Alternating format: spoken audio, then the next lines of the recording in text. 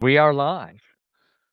Hello, and welcome to another episode of the Better Brain Fitness Podcast. My name is Tommy Wood, and I'm joined as ever by my sharp co host, Dr. Josh Tegner. Say hello, Josh. Hello, Tommy. We today are going to talk about a new paper, new study that just came out. The results of the US Pointer trial were just published in JAMA a couple of weeks ago. This is a repeat or a sort of a US contemporary repeat of the Finger trial, which was published now 10 years ago in Finland, looking at a multi-domain intervention in individuals at risk of cognitive decline and dementia. Josh is going to take it away and give an overview of the study and his thoughts, and then we'll discuss them. I don't know what his thoughts are, so I'm looking forward to hearing them as well. Yeah, so I was just telling Tommy that I had initially kind of seen the reporting on the trial when it came out, and only more recently dug into the actual paper. And so, as usual, kind of the story was, at least the ones that I had seen, was a little different than what I thought the main takeaways from this trial are. But an important trial. So as Tommy said, this was the kind of the U.S. version of the Finger study, which was sort of a randomized lifestyle-based intervention for cognitive health in older adults. And they, for the most part, used the same model. They changed a few things, like the participants here had cooking classes. Get to that. So this particular study involved just over 2,000 community dwelling adults, age 60 to 79. Not all of whom were without dementia, but they had one or more risk factors, including physical inactivity, suboptimal diet. I'm not sure how they figure that one out, or vascular risk factors. And then they were randomly assigned to one of two interventions and then followed for 2 years. The interventions, one was a structured approach and one was an unstructured approach. So there wasn't like a placebo where nobody did anything. So in the structured approach, the participants received what was described as a comprehensive peer-supported lifestyle program with high accountability and integrated coaching across 4 domains. And it was fairly intensive. So there was a physical activity piece, supervised physical activity 4 times per week, including aerobic workouts, resistance training, flexibility exercises,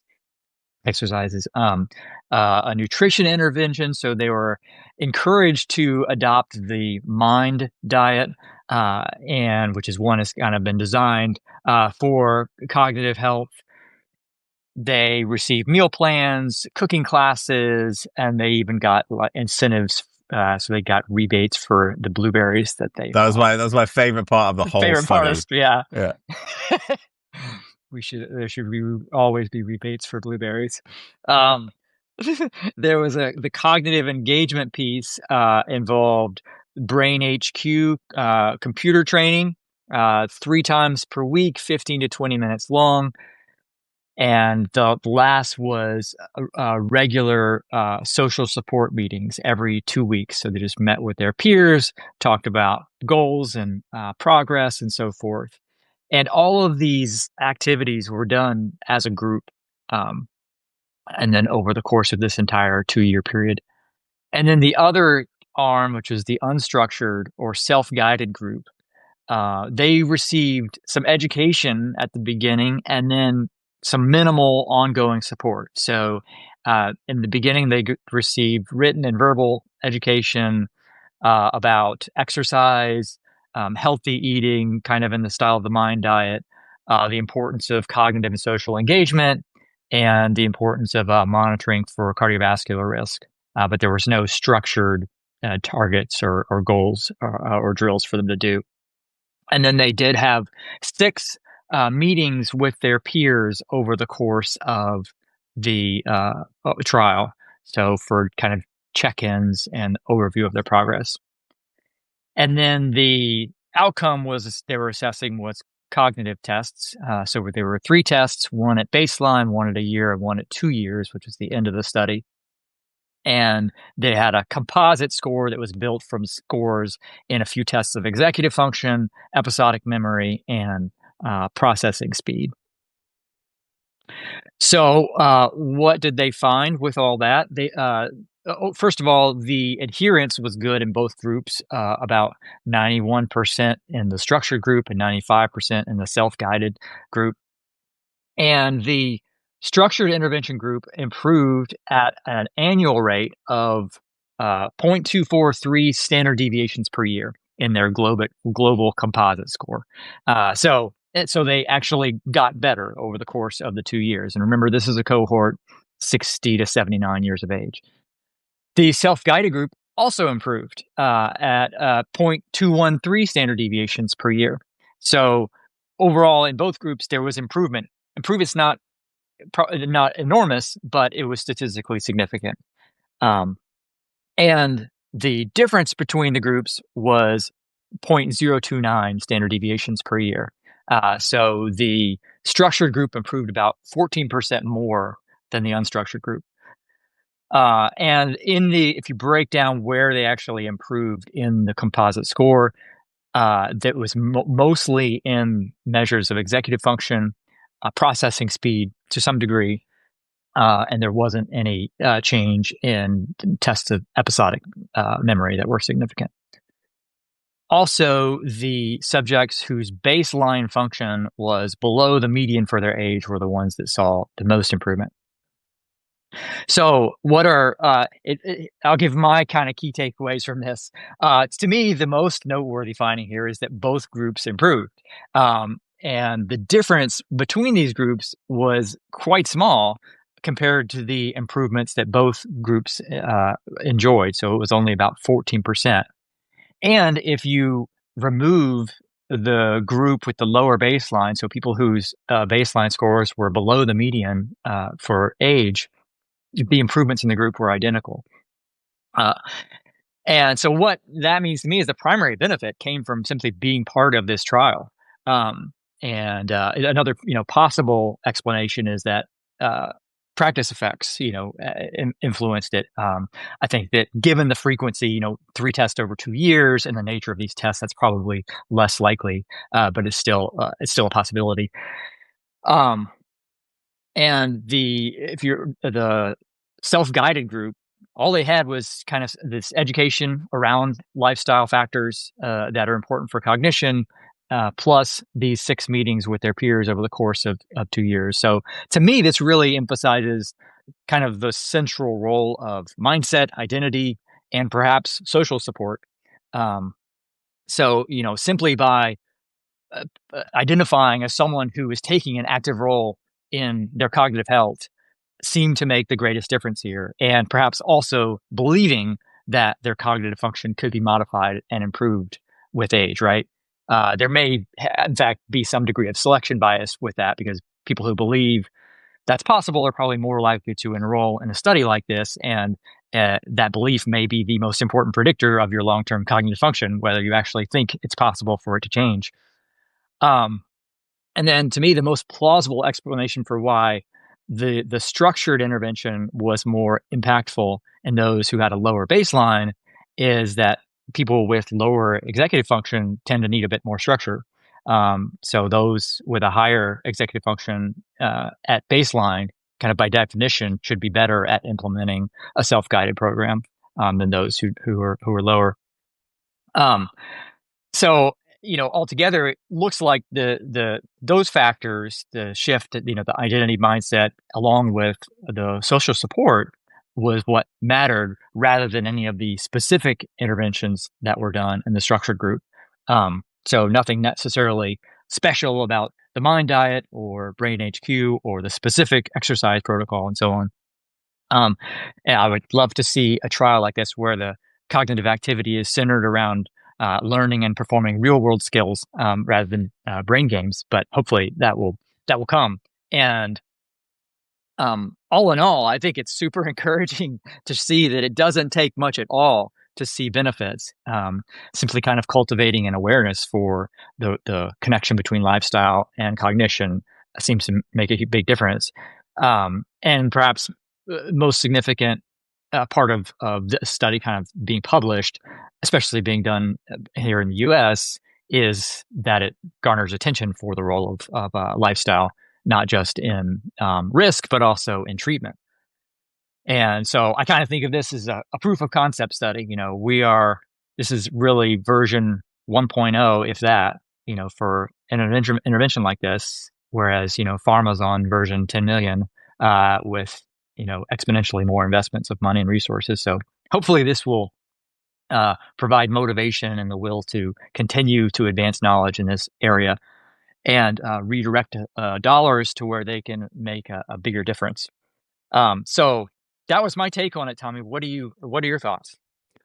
Yeah, I I think my thoughts are a little bit more charitable than yours in terms of the structure of the intervention. And I also think that there is some evidence that the improvement, or some of the improvement in both groups, was due to learning effects. So I think they did additional testing at 6 and 18 months. So they maybe ended up doing, there was a possibility of doing 5 total tests, although not everybody did all tests, and they accounted for that when they did the statistical testing because of learning effects.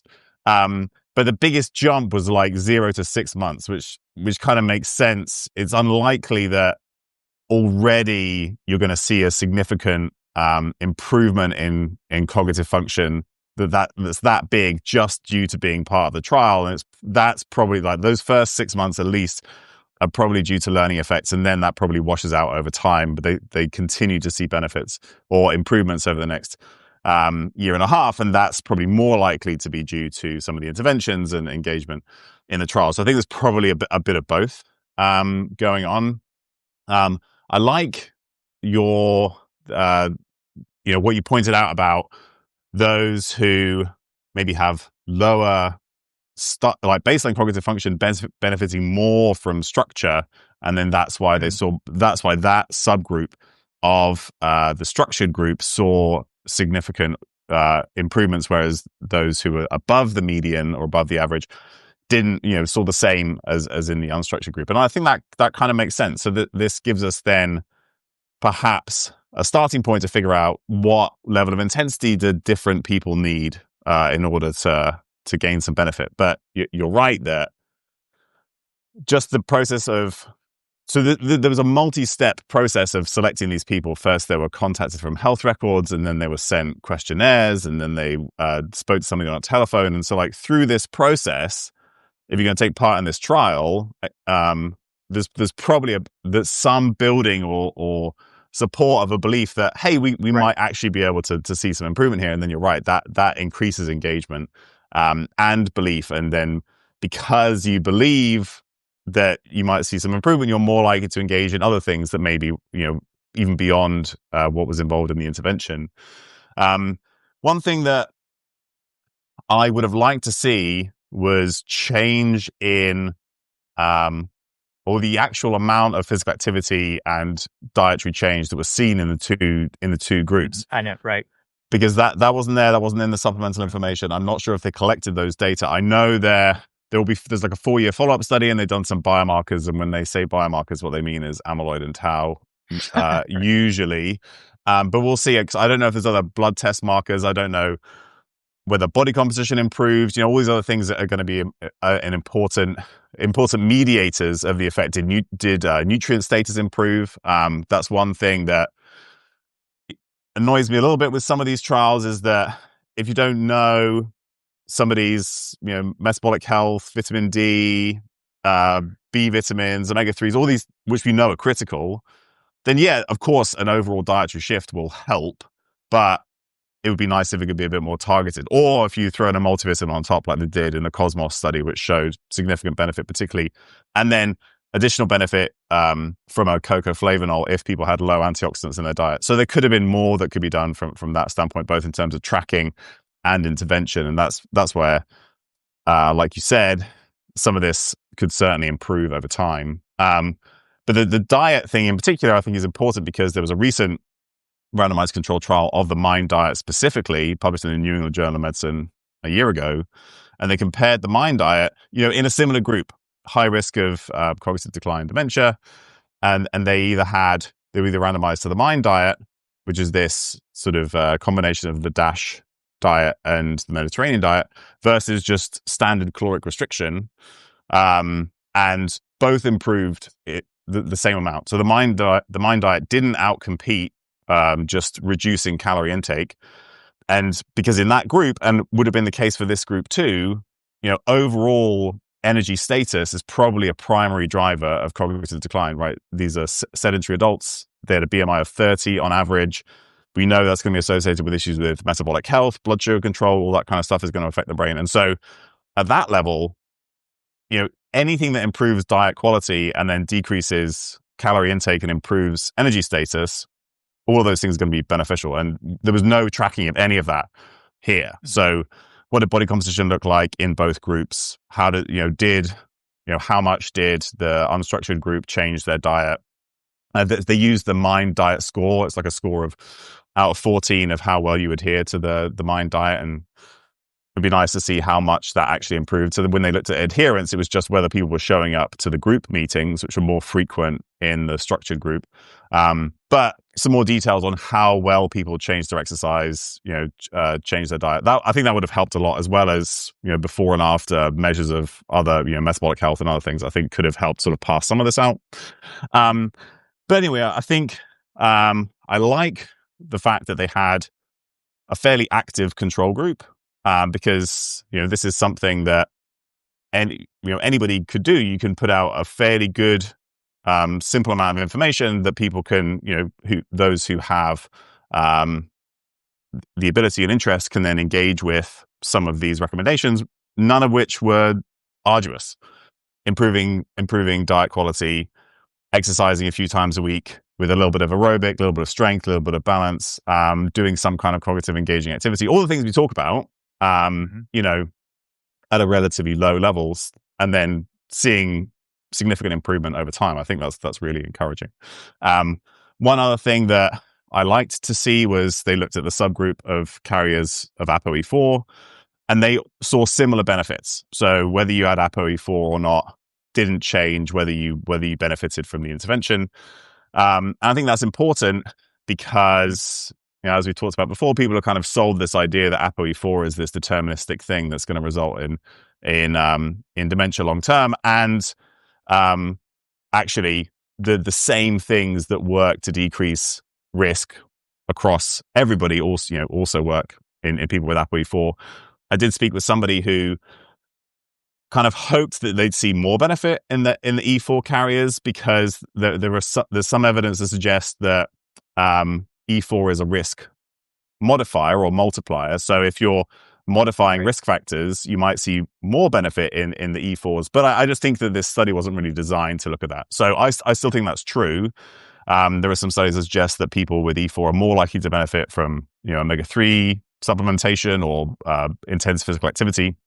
And I think that still holds true. It was just probably tricky to pass some of that out here, but promising, at least knowing that regardless of genetics, you're very likely to benefit from these kinds of interventions. And I thought that was great to see. I think those are my thoughts. This kind of trial it's really hard to do. It's hard, expensive. It takes a huge amount of work. So just like I was really pleased to see this is done. It's come out. There's obviously a lot more that could be done. That gets increasingly harder and more expensive. So who knows how much of that will happen. But very encouraging overall. And it was, was nice to read it. And I think it's sort of like a great starting point for a lot of these kinds of conversations.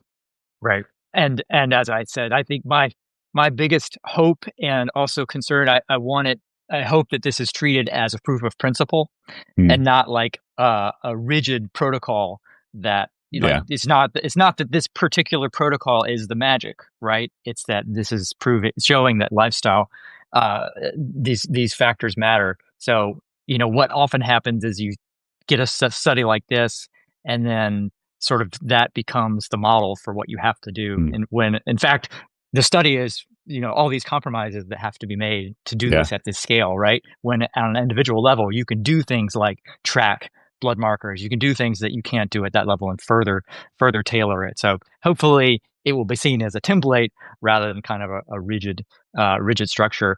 And I think that, to me, like it would be nice to have known more specifics about these groups and what they were doing. But it suggests that the self-guided group was kind of customizing the guidelines to their own needs, right? They were, Mm, whatever their physical activity was, looked whatever, was applied to their own circumstances. Whereas in the structured, it was uniform, and that approach worked just as well. So you know what I mean. yeah, So that they were, it doesn't have to look one way. It can look the way that it works for you, and you're going to get the same benefits. That's what this suggests, at least to me.